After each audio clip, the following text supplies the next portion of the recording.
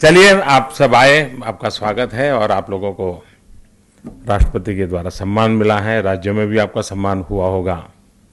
मुझे विश्वास है कि एक शिक्षक के नाते विद्यार्थियों के जीवन में लगातार प्रेरणा जगती रहे, उस दिशा में आप लोगों का निरंतर प्रयास रहेगा। और शिक्षक ये व्यवसाय नहीं है, शिक्षक ये नौकरी भी नहीं है, शिक्षक एक जीवन धर्म है।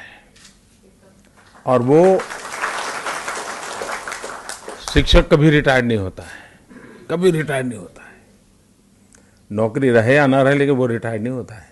वो अपने पोते के पोतों को देखेगा तो बिठाएगा, आओ चलो बैठो। वो 90 साल की उम्र में भी ये करेगा, देखो ये आता कि नहीं आता, चलो लिखो, देखो स्पेलिंग गलत कर दिया। वो मन से उसका हमेशा रहता है कि नई पीढ़ी को कुछ न कुछ देते रहें। लेकिन वही लोग दे पाते हैं जो समय से 2 कदम आगे चलते हैं। अगर हमारा शिक्षक समय से 2 कदम आगे नहीं है तो समाज कभी भी आगे नहीं जा सकता है। अच्छा होगा कोई 100 कदम आगे हो, लेकिन कोई शिक्षक ऐसा नहीं होना चाहिए जो समय से कम 2 कदम आगे ना हो। और समय से 2 कदम आगे वही हो सकता है जो बदलते हुए जगत को जानता है, समझता है, प्रयास करता है। तभी तो जाकर के उसको वो अपने बालकों में क्यूरियोसिटी पैदा करता है, देखने के लिए ले जाता है। आखिर हमारा टूरिज्म का प्रयोग क्या होता है? यही तो होता है। मैं तो सरकारी स्कूल में पढ़ा लिखा हूँ। मेरे गांव के गवर्नमेंट की बहुत सामान्य स्कूल थी, लेकिन मुझे अभी भी हमारे वो सारे शिक्षक बहुत याद है मुझे।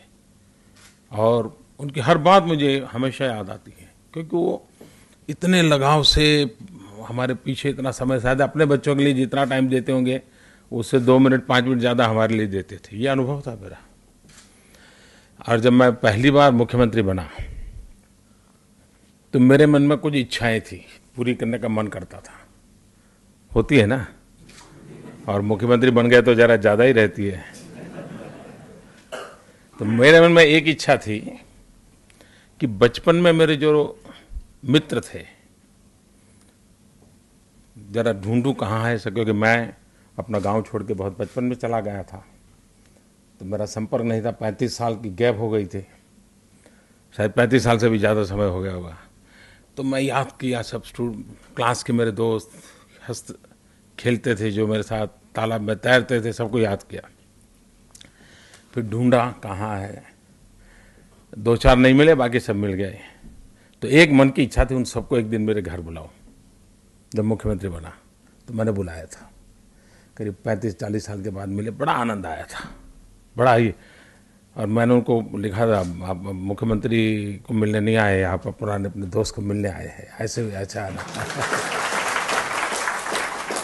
दूसरी मेरी इच्छा थी, बचपन से मुझे जिन शिक्षकों ने पढ़ाया है उन सबको बुलाना, क्योंकि मेरा मन करता था कि आखिरकार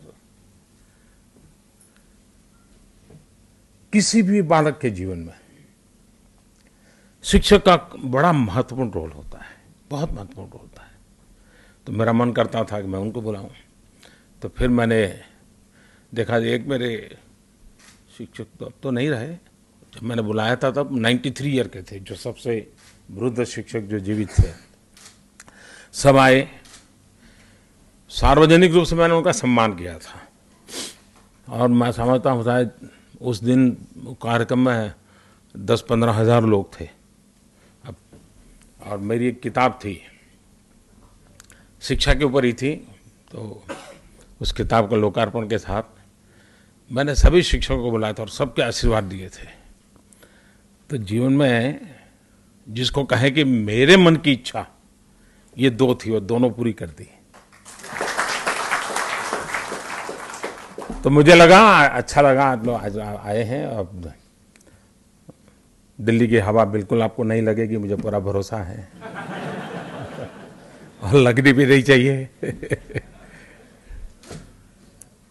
तो आपको बहुत बहुत शुभकामनाएं। भारत के भविष्य के निर्माण को आपके प्रयासों से उत्तरोत्तर ताकत मिले, ये मेरी शुभकामना है। बहुत बहुत धन्यवाद।